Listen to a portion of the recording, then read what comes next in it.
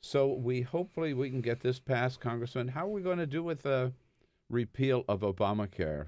The Republicans, they're determined they're going to do it, right? Yeah, it's hard to understand this sort of renewed effort. I mean, this is a piece of legislation which has helped millions and millions of Americans for all the reasons that you've spoken about on your show, providing access to health care for people with pre-existing medical conditions, allowing young people to stay on their parents' plans, ending lifetime caps, and on and on and on.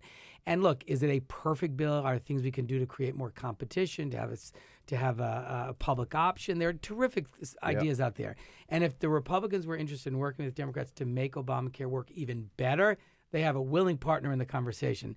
But of course, they're not interested in that. They've been, for 50 or 60 times now, tried to repeal it or defund it in its entirety.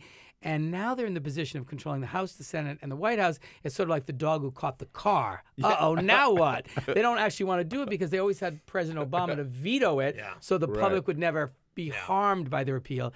Well, now they're in a different position. And rather than saying, you know what, let's give up this repeal idea. Let's work together to make it work even better and make some improvements. It's a complicated bill. It was a major transformation. They aren't there yet, and so they're still trying to pander to their base where they, parade around during their campaigns and say, we're going to repeal it. It's the most awful thing. And the president said the same thing. Well, that's a lesson. Don't make claims like that are factually inaccurate. It's not the most awful thing. It's a very good piece of legislation that's really helped people. But you've set that up for yourselves, and so now they feel obligated to go through with it. I think it's a disaster for them. If they move forward on it, it will be really devastating for the American people and politically very harmful to them. If they pass a bill just to pass something in the House to get it off their agenda so they can go back to their constituents and say, well, we kept our word, and the Senate doesn't take it up, which they likely will not, then you've asked your House Republicans to sort of walk the plank for no reason. I mean, that to me is, a Speaker of the House should not put his members in that position. He should just say, I'm not going to ask you to do that. But they seem intent. They're still trying. I mean, as of last night, I don't think they had the votes, but they're still trying. And this will be the third time. Correct. Right? It looks like that they will have tried and failed. Right. Which you say when they control everything. Right. And they can't even deliver. Right. Which is why, the idea that people, are really expecting us to work in a way that helps to create good-paying jobs, raise people's incomes, address the economic uncertainty in people's lives, and to think that all of this energy is focused on how can we rip away health insurance from 24 million Americans? How can we give a big benefit to drug companies and CEOs of health insurance companies and allow insurance companies to charge an age tax on older Americans for their insurance, make deep cuts in Medicare and Medicaid. Also, you can provide $600 billion in tax cuts to the wealthiest Americans. The 400 richest families will get a $7 million tax cut each. I mean, you just have to wonder who wakes up in the morning and says, this is what I want to set out to do. And the American people want us to focus on jobs, rebuilding the infrastructure of our country, helping to make college more affordable. But they have spent so much time focused on this.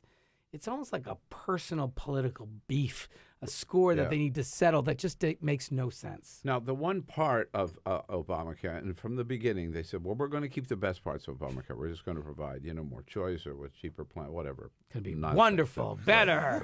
Yeah. But the one part that everybody says is good is the protection for people with pre-existing conditions. Now, it appears, the Freedom Caucus has convinced people, no, we can get rid of that too and survive. We'll just give states the option to opt out of it. Right. See, so you've got Donald Trump saying, I've demanded that be part of the bill, and then they put it in there that states can opt out. So it's not part of the bill anymore. No, it's not. And it gives them the ability to vote for a bill and then say, oh, I didn't take away the coverage for pre-existing condition. That was the state who did it. Of course, you allow them to do it, and the process is if you don't get an answer in 60 days, you get the waiver automatically. So they've facilitated it, and you're absolutely right.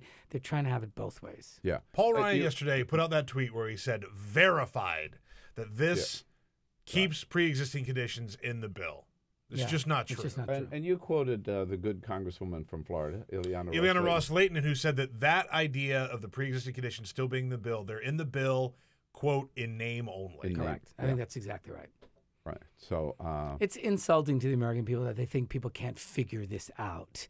If you give insurance companies and some states the ability to waive that requirement, it will be waived in a number of jurisdictions. Of They've course already it will. said that. Well, And look- insurance companies will, of course, do it, or they'll charge you a lot more money for it. Yeah. So it will make pre-existing condition coverage, in some cases, impossible, and in other cases, much more expensive. You know, when you look at the Republicans and how they tried to repeal Obamacare all those times when President Obama was in office, you look at the fact that they didn't have a plan ready for when they actually got power back. You look at the fact that even though now they have some version of a plan, they can't even get their own members to vote for it. They can't get the pre-existing condition stuff in there. There is a narrative that has been built and continues to build that Republicans do not know how to govern. They don't know how to lead. Well, I think it's because, in fact, part of their kind of governing philosophy, to the extent that it is a governing philosophy, is they don't fundamentally believe in government. No. And the Right. ability of government to do important things to positively impact people's lives. And so if your effort is to either shut down the government, which is, they were gleeful about, or to substantially undermine its function because you actually don't think it does anything well or anything right or anything proper. So, Democrats, we believe in the ability of government, when accountable and when, properly done, can impact people's lives. It created Social Security and Medicare and Pell Grants and the interstate highway system and scientific research that led to cures for disease. I mean, we believe that government, when done properly and when people are accountable, produces good results in people's lives. They fundamentally don't believe that. And so in the end, it's not a big surprise that they aren't capable of governing. Their heart isn't in it.